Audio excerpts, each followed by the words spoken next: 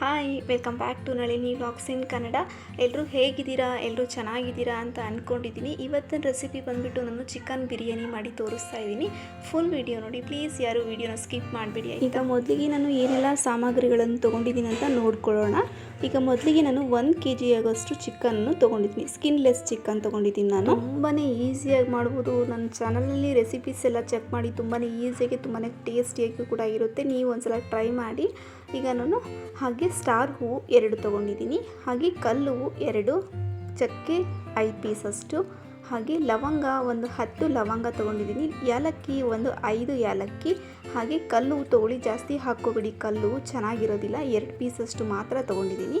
ಹಾಗೆ 1 ನಿಂಬೆಹಣ್ಣು, 1/4 ಟೀ ಸ್ಪೂನಷ್ಟು ಅರಿಶಿಣದ ಪುಡಿ, ಹಾಗೂ 3 ಪಲಾವ್ ಎಲೆ, ಒಂದು ಅರ್ಧ ಬಟ್ಲಷ್ಟು ಮೊಸರು, ಪುದೀನ ಸೊಪ್ಪು 1.5 ಹಿಡಿಯಾಗಷ್ಟು ಪುದೀನ ಸೊಪ್ಪು, ಹಾಗೆ 1 ಕಟ್ನಷ್ಟು ಕೊತ್ತಂಬರಿ ಸೊಪ್ಪು. ಕೊತ್ತಂಬರಿ ಸೊಪ್ಪನ್ನು ಸ್ವಲ್ಪ ಜಾಸ್ತಿ ಬೇಕಾದರೂ ಹಾಕ್ಕೊಳ್ಳಿ, ಏನೂ ತೊಂದರೆ ಇಲ್ಲ, ತುಂಬಾ ಚೆನ್ನಾಗಿರುತ್ತೆ ಬಿರಿಯಾನಿ ರೆಸಿಪೀಸ್ಗೆಲ್ಲ. ಅದಾದ ನಂತರ 2 ಟೇಬಲ್ ಸ್ಪೂನಷ್ಟು ಗರಂ ಮಸಾಲ, 5 ರಿಂದ 6 ಟೇಬಲ್ ಸ್ಪೂನಷ್ಟು ಶುಂಠಿ ಬೆಳ್ಳುಳ್ಳಿ ಪೇಸ್ಟ್, 2 ಟೇಬಲ್ ಸ್ಪೂನಷ್ಟು ಅಚ್ಕಾರದ ಪುಡಿ, ಹಾಗೆ ರುಚಿಗೆ ತಕ್ಕಷ್ಟು ಉಪ್ಪು. ಹಾಗೆ ಮಾಡಲಿಕ್ಕೆ 1 ಬಟ್ಲಷ್ಟು ಎಣ್ಣೆ ತೊಗೊಂಡಿದ್ದೀನಿ ನಾನು. ನೀವು ಎಣ್ಣೆ ಬದಲು ತುಪ್ಪನೂ ಸಹ ಯೂಸ್ ಮಾಡ್ಬೋದು, ಇಲ್ಲ ಅಂದರೆ ಸಮ ಪ್ರಮಾಣದಲ್ಲಿ ಎಣ್ಣೆ ತುಪ್ಪ 2 ಸೇರಿಸ್ಬಿಟ್ಟು ಸಹ ನೀವು ಮಾಡ್ಬೋದು. ಎಲ್ಲದಕ್ಕಿಂತ ಮೇನ್ ಆಗಿ ಚಿಕನ್ನು ಮತ್ತು ಅಕ್ಕಿ ಇರಲೇಬೇಕು ಬಿರಿಯಾನಿಗೆ. ಈಗ ನೋಡ್ತಾ ಇರ್ಬೋದು ನೀವು, 1 ಗ್ಲಾಸಷ್ಟು ಬಾಸುಮತಿ ಅಕ್ಕಿ, ಹಾಗೆ 2 ಗ್ಲಾಸಷ್ಟು ಸೋನಾ ಮಸೂರಿ ಅಕ್ಕಿಯನ್ನು ನಾನು ತೊಗೊಂಡಿದ್ದೀನಿ. ಈರುಳ್ಳಿ 4 ಗೆಡ್ಡೆಯಷ್ಟು ಈರುಳ್ಳಿ, ಹಾಗೆ ಟೊಮೊಟೊ ತೊಗೊಂಡಿದ್ದೀನಿ ನಾನು. ಟೊಮೊಟೊ ಸ್ವಲ್ಪ ಈ ಬಿರಿಯಾನಿ ರೆಸಿಪಿಗೆ ಸ್ವಲ್ಪ ಜಾಸ್ತಿನೇ ಹಾಕ್ಕೊಳ್ಳಿ, ತುಂಬಾ ಟೇಸ್ಟಿಯಾಗಿರುತ್ತೆ. ಅರ್ಧ kg ಬಿರಿಯಾನಿ ಮಾಡೋದಾದರೆ 4 ಟೊಮೊಟೊ ಹಾಕ್ಕೊಳ್ಳಿ, 1 kg ಬಿರಿಯಾನಿ ಮಾಡೋದಾದರೆ 8 ಟೊಮೊಟೊ ಹಾಕ್ಕೊಳ್ಳಿ. ಚಿಕನ್ ಪೀಸು ಸ್ವಲ್ಪ ದೊಡ್ಡದಾಗೇ ಇರಲಿ, ಸ್ವಲ್ಪ ಬಿರಿಯಾನಿ ಒಳಗೆ ತುಂಬಾ ಚೆನ್ನಾಗಿರುತ್ತೆ. ಆದಷ್ಟು ಬಿರಿಯಾನಿ ರೆಸಿಪಿ ಮಾಡುವಾಗ ಸ್ವಲ್ಪ ದಪ್ಪ ತೆಳೆದ ಪಾತ್ರೆಯನ್ನು ನೀವು ತೊಗೊಂಡ್ರೆ ತುಂಬಾ ಒಳ್ಳೆಯದು.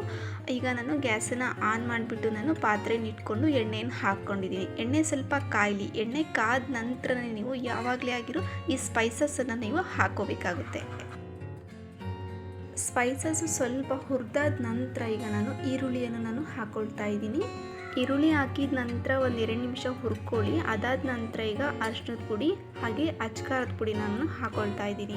ಈ ರೀತಿಯಾಗಿ ಅಚ್ಕಾರದ ಪುಡಿನ ಹಾಕೋದ್ರಿಂದ ತುಂಬ ಕಲರ್ಫುಲ್ಲಾಗಿ ಬರುತ್ತೆ. ಹಾಗಾಗಿ ನಿಮಗೆ ಇಷ್ಟ ಆಗಬೇಕು ಮೆಣಸಿನ್ಕಾಯಿ ಅನ್ನೋದಾದರೆ 4 ಮೆಣಸಿನ್ಕಾಯಿನ ನೀವು ಹಾಕೋಬೋದು. ಇದು ತೋರಿಸಿಲ್ಲ ನಾನು ಮೊದಲೇ, ನಿಮಗೆ ಇಷ್ಟ ಆದರೆ ಮಾತ್ರ ನೀವು ಹಾಕೋಬೋದು.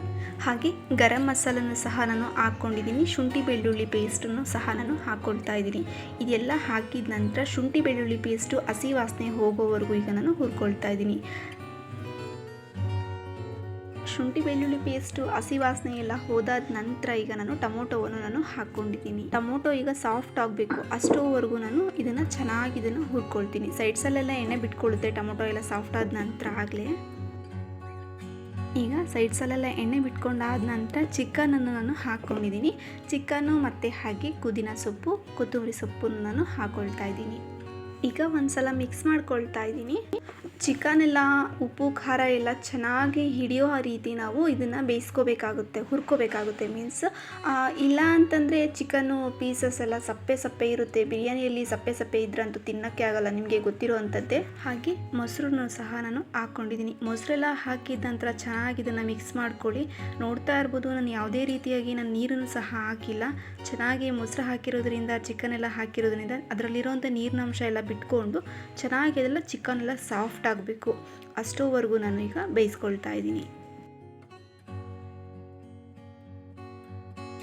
ಈಗ ಚಿಕನ್ ಎಲ್ಲ ಸಾಫ್ಟ್ ಆಗಿದೆ. ಈಗ ನಾನು ಯಾವ ಗ್ಲಾಸಲ್ಲಿ ಅಕ್ಕಿಯನ್ನು ತೊಗೊಂಡಿದ್ದೀನಿ, ನಾನು ತೊಗೊಂಡಿರುವಂಥದ್ದು 3 ಗ್ಲಾಸ್ ಅಕ್ಕಿಗೆ 5 ಗ್ಲಾಸಷ್ಟು ನಾನು ನೀರನ್ನು ಹಾಕ್ಕೊಂಡಿದ್ದೀನಿ. ನಿಮಗೆ ಸ್ವಲ್ಪ ಸಾಫ್ಟಾಗಿ ಬೇಕು ಅಂತ ಅನ್ನೋರು ಇನ್ನೂ ಒಂದು ಅರ್ಧ ಗ್ಲಾಸನ್ನು ನೀವು ಜಾಸ್ತಿನೇ ಹಾಕೋಬೋದು. ಅದಾದ ನಂತರ ನಿಂಬೆ ಹುಳಿನ ನಾನು ಹಿಂಡ್ಕೊಳ್ತಾ ಇದ್ದೀನಿ.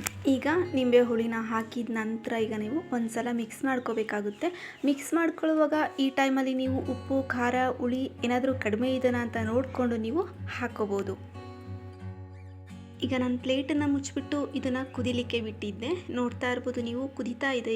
ಈಗ ನೋಡ್ಕೊಳ್ಳಿ, ಸ್ವಲ್ಪ ಚಿಕನ್ ಎಲ್ಲ ಸಾಫ್ಟ್ ಆದ ನಂತರ ಈಗ ನಾನು ತೊಳೆದಿಟ್ಕೊಂಡಿರುವಂಥ ಅಕ್ಕಿಯನ್ನು ನಾನು ಹಾಕ್ಕೊಂಡಿದ್ದೀನಿ. ಅಕ್ಕಿ ಎಲ್ಲ ಹಾಕಿದ ನಂತರ ಇದನ್ನು ಹೈ ಫ್ಲೇಮಲ್ಲಿ ಇಟ್ಕೊಂಡು ಸ್ವಲ್ಪ ಚೆನ್ನಾಗಿ ಈಗ ಕುದಿಸ್ಕೊಳ್ತಾ ಇದ್ದೀನಿ. ಅಕ್ಕಿ ಹಾಕಿದ ನಂತರ ನೀವು ಮಧ್ಯ ಮಧ್ಯ ಕುದಿಯುವಾಗ ನೀವು ಚೆಕ್ ಮಾಡ್ಕೊಳ್ತಾ ಇರಬೇಕಾಗುತ್ತೆ. ಸ್ವಲ್ಪ ಮಿಕ್ಸ್ ಮಾಡ್ಕೊಳ್ಳಿ, ಇಲ್ಲ ಅಂದರೆ ತಳ ಅಂಟಿಬಿಡುತ್ತೆ. ಹಾಗಾಗಿ ನೀವು ಬಿರಿಯಾನಿ ಮಾಡುವಾಗಂತೂ ಮನೆಯಲ್ಲೆಲ್ಲ ಕೇಳ್ತಾ ಇರ್ತಾರೆ, ಇನ್ನೂ ಎಷ್ಟೊತ್ತಾಗುತ್ತೆ ಬಿರಿಯಾನಿ ಮಾಡೋದು ಅಂತಂದ್ಬಿಟ್ಟು. ಅಷ್ಟೊಂದು ಸ್ಮೆಲ್ಲೆಲ್ಲ ಮನೆಯಲ್ಲೆಲ್ಲ ತುಂಬಾ ಚೆನ್ನಾಗಿ ಬರ್ತಾ ಇರುತ್ತೆ. ಈಗ ಮುಕ್ಕಾಲು ಭಾಗದಷ್ಟು ಆದ ನಂತರ ಈಗ ನಾನು ಮೇಲ್ಗಡೆ ಕೊತ್ತಂಬರಿ ಸೊಪ್ಪು ಹಾಗೆ ಪುದೀನ ಸೊಪ್ಪನ್ನು ಹಾಕ್ಕೊಂಡಿದ್ದೀನಿ. ನಿಮಗೆ ಬೇಕಾದರೆ ಒಂದು 2 ಟೇಬಲ್ ಸ್ಪೂನಷ್ಟು ತುಪ್ಪನ ಹಾಕಿಬಿಟ್ಟು ನೀವು ದಮ್ ಕಟ್ಬೋದು. ಈಗ ನಾನು ತುಪ್ಪ ಇರಲಿಲ್ಲ, ಹಾಗಾಗಿ ಕೊತ್ತಂಬರಿ ಪುದೀನ ಸೊಪ್ಪನ್ನು ಹಾಕಿಬಿಟ್ಟು ಒಂದು 7ರಿಂದ 8 ನಿಮಿಷಗಳ ಕಾಲ ಲೋ ಫ್ಲೇಮಲ್ಲಿ ಇಟ್ಕೊಂಡು ದಮ್ ಕಟ್ಕೊಂಡಿದ್ದೆ. ನೋಡ್ತಾ ಇರ್ಬೋದು, ತುಂಬ ಉಡಿಯಾಗಿತ್ತು, ತುಂಬಾ ಸೂಪರಾಗಿತ್ತು. ಇದು ತುಂಬಾ ಸಿಂಪಲ್ ಅಂತಲೂ ಕೂಡ ಹೇಳ್ಬೋದು ಬಿರಿಯಾನಿ ರೆಸಿಪಿ.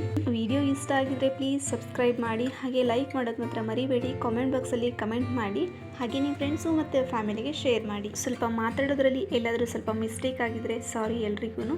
ಮತ್ತೆ ನಾನು ಇನ್ನೊಂದು ವಿಡಿಯೋದಲ್ಲಿ ನಾನು ಮತ್ತೆ ಸಿಗ್ತೀನಿ. ಓಕೆ, ಬಾಯ್.